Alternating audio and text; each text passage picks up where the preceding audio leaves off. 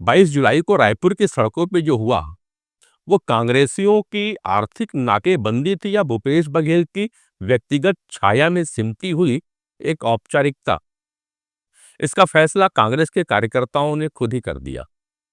बारिश में भीगती हुई जनता तो दिखी नहीं, नारों में वो गर्मी भी नहीं दिखी, और सबसे बड़ी बात, वो तीव्रता, वो जिद जो किसी आर्थिक आपातकाल के विरोध में दिखनी चाहिए थी, वह भी नदारद थी। कांग्रेस भी दो खेमों में बटी दिखाई दी।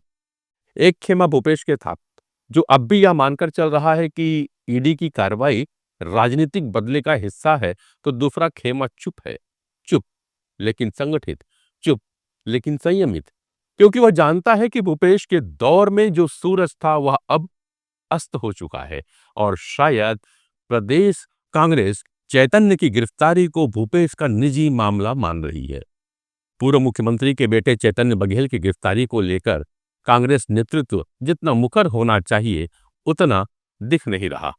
पार्टी जरूर कह रही है कि यह बदनाम करने की साजिश है, मगर सड़कों पे जूझती भीड़, जवाब मांगती आंखें, शब्दों में उत्तेजना, ये सब गायब थे। ऐसा क्यों? क्योंकि जमीनी कार्यकर्ता जानता है यह कांग्रेस की नहीं, भूपेश की लड़ाई है, और चैतन्य कोई पार्टी के पदाधिकारी तो थे नहीं, ना है, सिर्फ पूर्व मुख्यमंत्री का बेटे का थप्पा लगा है उनपे। भूपेश समर्थकों को अब समझना होगा कि वो समर्थन जो मुख्यमंत्री के ताज के साथ था, वो ताज उतरते ही खुद ब खुद गायब हो जाता है। कार्यकर्ता नहीं आए क्योंकि शायद उन्हें बुलाया नहीं गया, या उन्हें जोश नहीं दिखाया गया। ना कोई अपील, ना कोई सच्चाई की कसौटी, ना कोई यह बताने आया कि चैतन्य निर्दोष है। कार्यकर्ताओं से उम्मीद तो की जा रही थी कि वो केवल भावुकता में भीग जाए, मगर बारिश से नहीं। लेकिन वो भीगने से बचते रहे, क्योंकि उन्हें नहीं पता था कि लड़ाई किसकी है और किसके लिए। और हाँ, सुनिए, एक बात और भी है। कुछ जगह तो स्थिति ऐसी भी रही कि किराए के कार्यकर्ता बुलाने पड़े। जी हाँ, किराए पर। राजनीति में इससे बड़ा अविश्वास और क्या हो सकता है?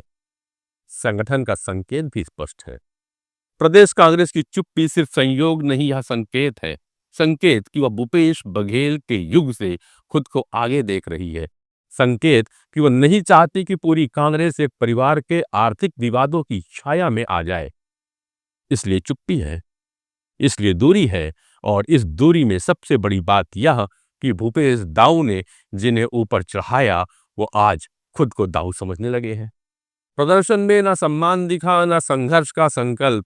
एक गुट तो सड़क पर बैठकर हंसी ठिठोली करता रहा, जैसे बारिश में प्रदर्शन नहीं, पिकनिक मनाने आए हों। यह नेतृत्व की कमी नहीं, विश्वास की कमी है दोस्तों।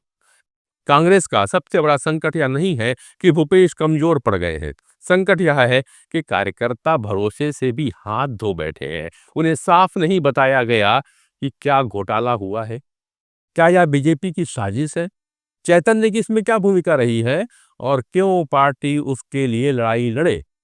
आप कार्यकर्ताओं से लड़ने को कह रहे हैं, लेकिन हथियार तो देते ही नहीं। भावना मांगी है, पर दलील देते नहीं।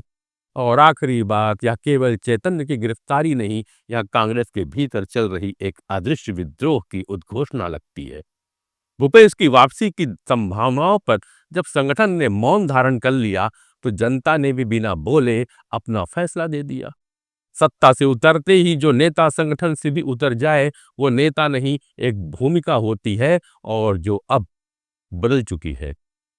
अगर भूपेश बघेल सचमुच इस लड़ाई को अपनी नहीं, कांग्रेस की लड़ाई बताना चाहते हैं, तो पहले कांग्रेस को भरोसे में लें, जवाब दें, प्रमाण दें, और हाँ, गिरफ्तारी को साजिश कहने से पहले साजिश को समझें। कहीं ये संगठन की तरफ से संकेत तो नहीं कि भूपेश, अब बहुत हुआ? कमेंट्स करिएगा। मैं आपके जवाब का इंतजार करूंगा। फिर मिलूंगा किसी और नए विश्लेषण के साथ। तब तक नरेंद्र पांडे का नमस्कार।